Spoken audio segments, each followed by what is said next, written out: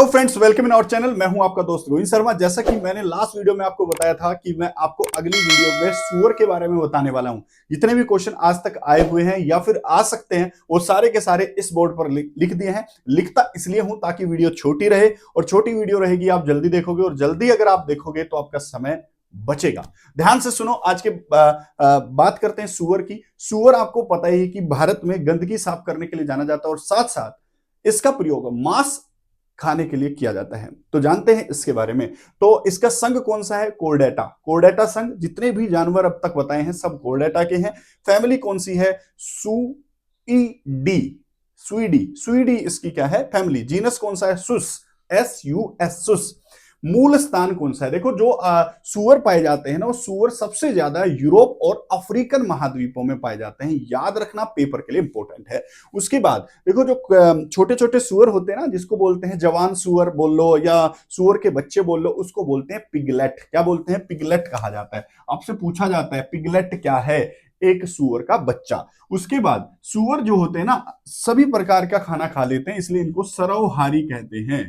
जान। और सूअर के मांस को क्या कहा जाता है? पोर्क। क्या कहा जाता है? पोर्क कहा जाता है। और सूअर के मांस में वसा पाई जाती है, जिसको लार्ड कहा जाता है। पेपर में आता है लार्ड क्या है, आप बता सकते हैं। उसके बाद देखो, जो सूअर के पिछले वाला हिस्सा होता है ना, जो बैक, बीच से थोड़ा सा बैक की तरफ जो हिस्सा होता है, उसके मांस को हम बैकन कहते हैं। क्या कहते हैं? बैकन कहा जाता है।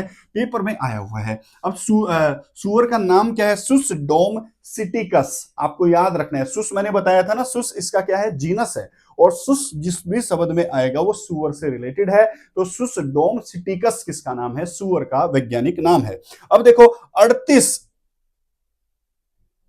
इसके गुणसूत्र होते हैं। 38 गुणसूत्र होते हैं, 14 थन होते हैं। टेस्ट कैनाल की संख्या कितनी है? 2 होती है। और 8 वर्ष का टोटल जीवन काल सूअर के पास होता है। आपको याद रखना है पेपर के लिए। अब देखो, कुछ नस्ल की बारे में बात करते हैं। नस्ल मैंने आपको बता दिया यहां पर। नस्ल कौन कौन सी है यहां ध्यान से देखना एक बार। एक है large white Yorkshire. L white, large, W का है व्हाइट, और वाई का है यॉर्कशायर, है ना। तो लार्ज व्हाइट योर्कशायर किसकी नस्ल है? सूअर की। इंग्लैंड में पाई जाती है। एक है मिडल व्हाइट योर्कशायर, ये भी इंग्लैंड में पाई जाती है। एक है वर्कशायर। वर्कशायर इंग्लैंड में पाई जाती है, रंग इसका काला होता है। एक है टेमवर्थ। टेमवर्थ इंग्लैंड में पाई जाती है, लाल रंग का है। एक है लैंड्रस। लैंड्रस पाई जाती है कहां पर? डेनमार्क में। और लैंड्रस से डेनमार्क में पाई जाती है, और ये बैकन मांस के लिए प्रसिद्ध है।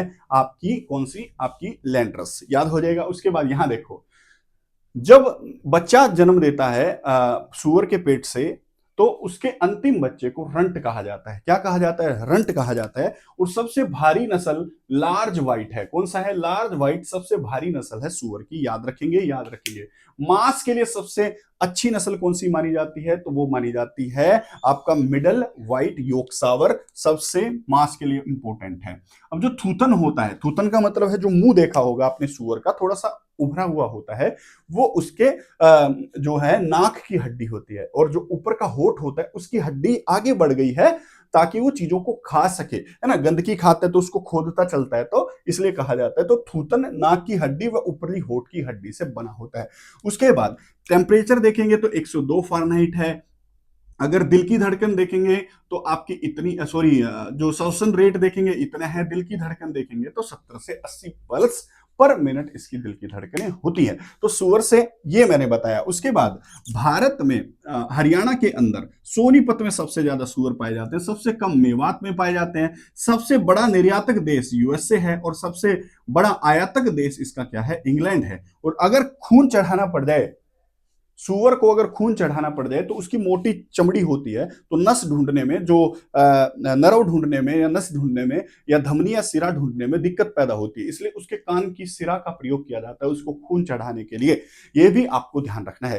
तो आई होप ये छोटी सी वीडियो आपको पसंद आई होगी। मैंने वो सारी चीजें इसमें डाल दी हैं जो आपके पेपर में आज तक पूछी गई हैं।